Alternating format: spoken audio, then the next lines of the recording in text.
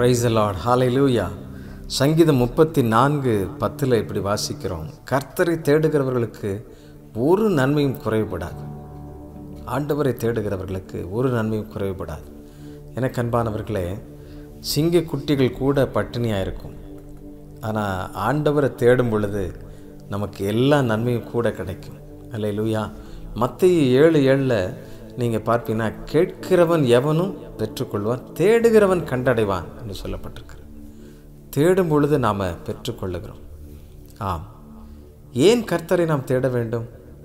எதற்காக தேட வேண்டும்? அவரை தேடும் பொழுதுதான் முழு நன்மை நமக்கு கிடைக்கும். அவர் எங்கேயாவது ஓடி ஒளிந்து கொண்டிருக்கிறாரா? இல்லை பிரியமானவர்களே.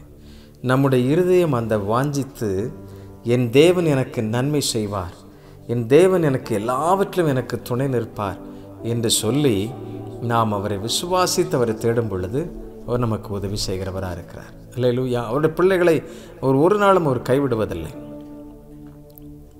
அவருடைய சந்ததிகள் அவருக்காக எல்லாவற்றையும் செய்ய நினைக்கின்ற பிள்ளைகளை அவர் ஒருபோதும் கைவிடுவதில்லை.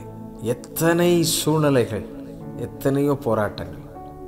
எனக்கு அன்பானவர்களே, அழைத்தவர் உண்மை உள்ளவர். எத்தனையோ ஆபத்து காலங்களில், ஆபத்து நேரத்தில், க்ஷணப்பொழுதில் அற்புதங்களை செய்திருக்கிறார், அதிசயங்களை செய்திருக்கிறார். ஹல்லேலூயா. அந்த நல்ல தேவனுக்கு நன்றி செலுத்துங்கள். விசுவாசத்தோடு கூட வாழுங்கள். அவரை தேடி பாருங்கள், தேடி பாருங்கள். உங்களுடைய வாழ்க்கையில் குறைவுகளோடு இருப்பீங்கன்னா அவரை தேடி பாருங்கள், ஒரு குறைவும் இருக்காது. ஆமென். விசுவாசிக்கிறீங்களா? அவரை தேடி பாருங்கள். அன்னாள் என்கிற அந்த பெண்மணி வருஷத்துக்கு ஒரு முறை தான் ஆலயத்திற்கு போய் அந்த பண்டிகையில் கர்த்தருடைய சமூகத்தில் இருக்கிறதற்கு போவாள். ஆனால் அந்த நேரத்திலையும் அவளை துக்கப்படுத்துகிறவர்கள் அநேகர் இருந்தார்கள். அழுது கொண்டே இருப்பாள், எனக்கு பிள்ளைகளே என்று சொல்லி.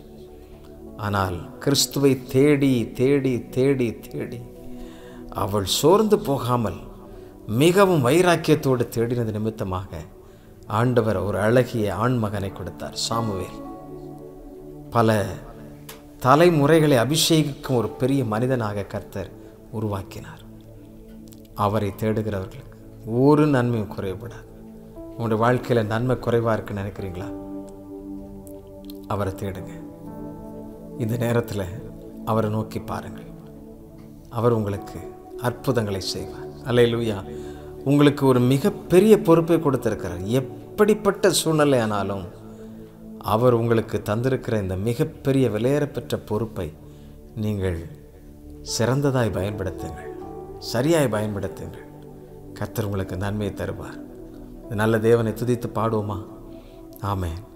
நம்மை தேடி வந்த ஆண்டவர், நம்மை தேடி வந்து ரட்சித்தவரை நீங்கள் தேடி பாருங்கள்.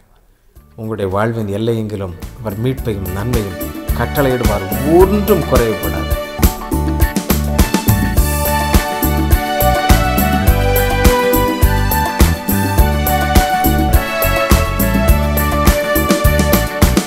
இந்த சூழ்நிலையும் அவர் அன்பிருந்து என்னை பிரிக்காது காத்து கொள்வார். இந்த சூழ்நிலையும் அவர் அன்பினின்று என்னை பிரிக்காது காத்து கொள்வார். என்னை நம்பி அவர் தந்த பொறுப்பாதலை அவர் வரும் வரை காத்து கொள்வேன். என்னை நம்பி அவர் தந்த பொறுப்பாதலை அவர் வரும் வரை காத்து கொள்வேன். ஆனந்தமே, பரமானந்தமே, இது மாபெரும் பாக்கியமே. இந்த பாதலத்தின் சொந்தக்காரரவர் எந்த உள்ளத்தில் சொந்தமானார். சின்னம் சிறு வயதில் என்னை குறித்து விட்டார், தூரம் போயினும் கண்டு கொண்டார்.